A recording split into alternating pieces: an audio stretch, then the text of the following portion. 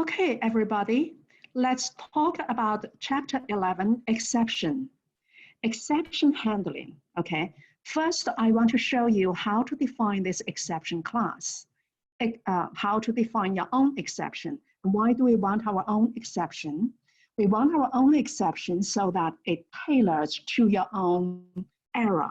You can have a more informative message there, okay? So the general exception classes, exception classes in Java, they are more generic, the error message, right? So here you can tailor it, you can put your own message there so that it's easier to understand and easier to debug. So this is the constructor. And in this constructor, you simply call super, which is the parent of exception, which is throwable. You call that method the construction, not the construction. Oh, here, okay, here is not throwable. I'm sorry. This is actually exceptions super method constructor, right? So it's the exceptions constructor, and you just pass that string. And this is the overloaded constructor for my exception. And this is accepting a string parameter, and you just use that string parameter to call the super constructor. Okay, that's the exception. So it's pretty easy to write. And now let's think about how to deal with exceptions, right? In the lecture notes, I talked about 3 ways to deal with exceptions. 1, you can just ignore it, let it happen. That's 1, but it's very ugly.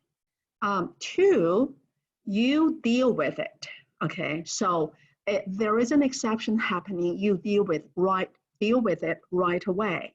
That's the 2nd way. The 3rd way is you don't deal with it. You just declare, I'm going to throw an exception, and you let whoever calls you deal with it. A very lazy, not responsible way, but it's allowed. So you delegate it to someone above the calling method to deal with it. Those are the 3 ways. So let's look at, here is a class. I have a getNumber class, okay? This class has 2 methods. One is, I made it static so that we don't have to create an object. And there is no meaning creating object because this is really just the utility method. You are getting a number, right? So, so here you are declaring that you are throwing an exception. So it means I might throw an exception, but I will not deal with it. But I'm telling you, I might throw an exception. So you deal with it. That's what this is. So this is declaring you might throw an exception. And notice that it throws the 3rd person. Okay, so inside you just get a number, and if the number is less than or equal to 0, you throw that exception. Notice that this is throw, this is the 2nd, this is imperative. It's an action, right? You throw, and before you throw, you have to create this new exception. Instantiate an my exception object and throw it, okay? So, and also remember that your throw exception statement should always be within a condition, under a condition. If you don't have a condition here, it will, no matter what, throw the exception. So you want to have always want to have an exception, have a condition so that you can logically and correctly throw the exception. Okay, so if the number is less than or equal to 0, if it's not positive, you will throw that exception.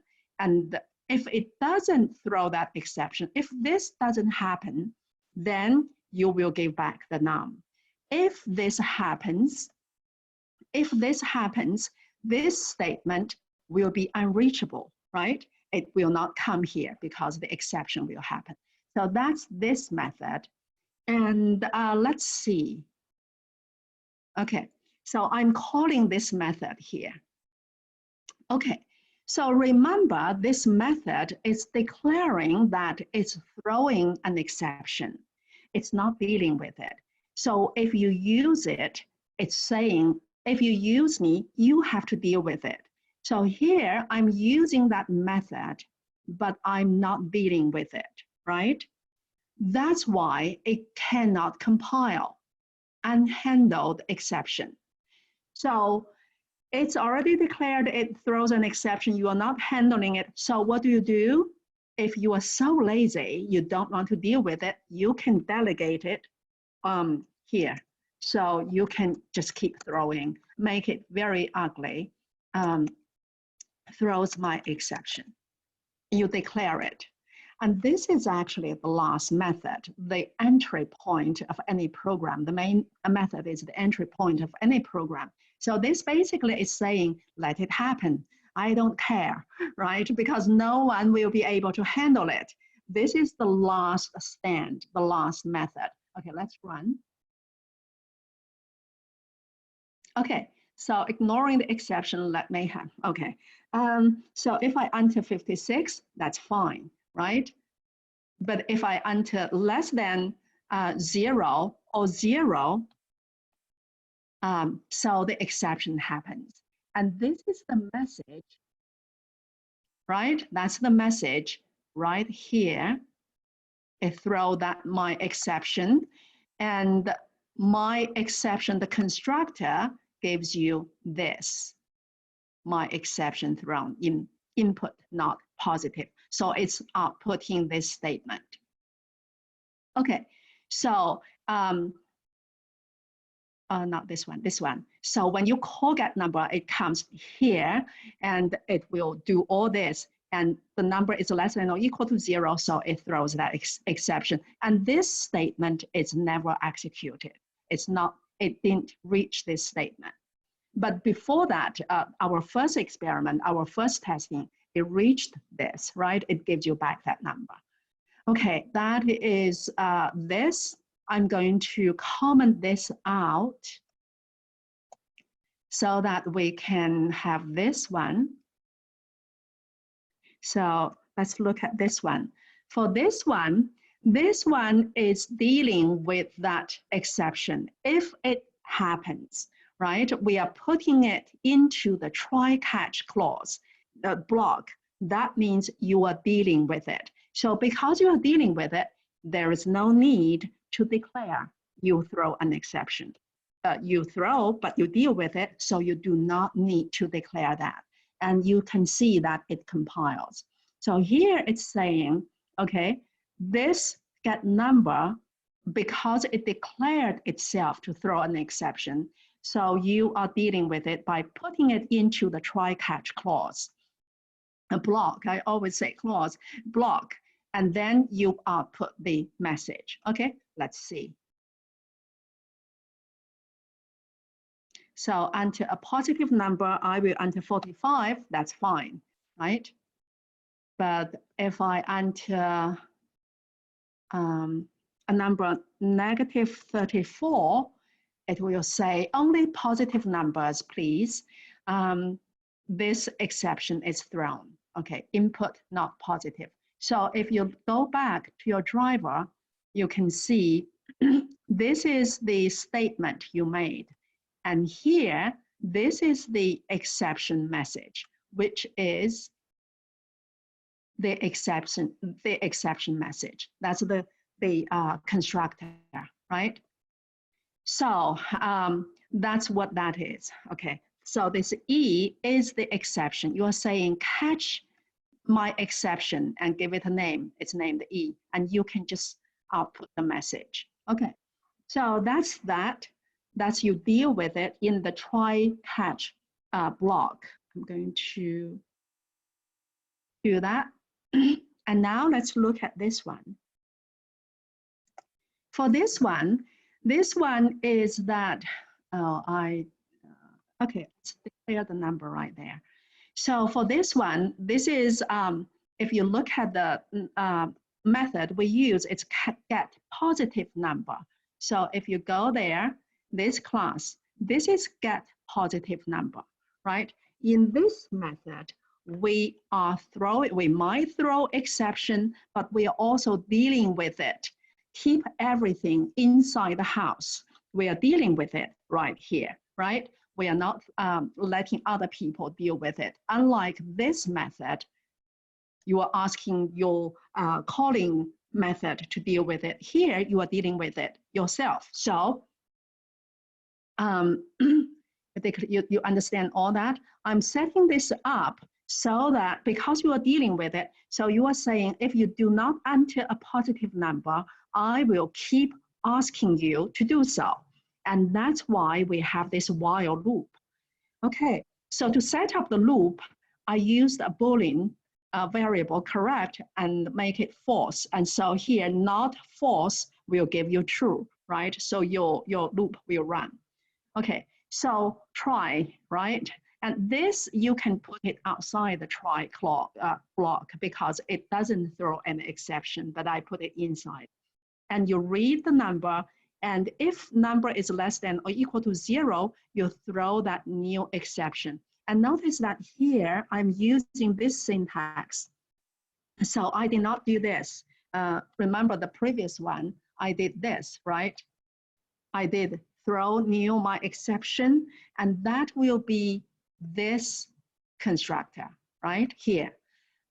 Here, I'm not doing that. I'm using this constructor, obviously. This is the constructor that has the string message. So I'm using this constructor this time, just to show you, right? So you create a new object and throw it, okay?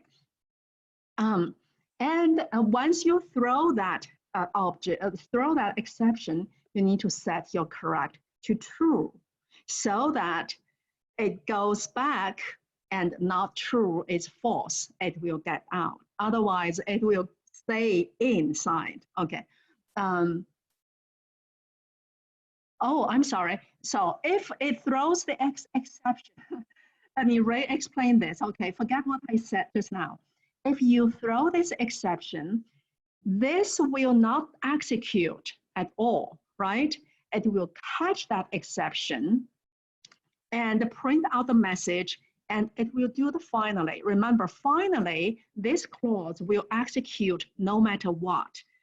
Exception thrown or not thrown, it will execute the statements inside the finally block. So this will execute, but this will not execute. It will just throw the exception. And then because it will not execute, your correct is still false. So it goes back to the loop. Not false, it's true. So it comes here again. And that makes it possible for you to keep entering a number until you enter a positive number. Okay, so that's how this method works. And finally, because you have a loop, so you are sure there you will have a number to return. Let's run the driver. Okay. So here, number, get number, we call that method because it deals with its own problem by itself. Inside its own house, we do not need to do anything. We just call it. This is much easier. This is the responsible method. Okay, and then we get out. So let's see. So enter a positive number, I will enter a 0. And it says my exception thrown. The number is not positive.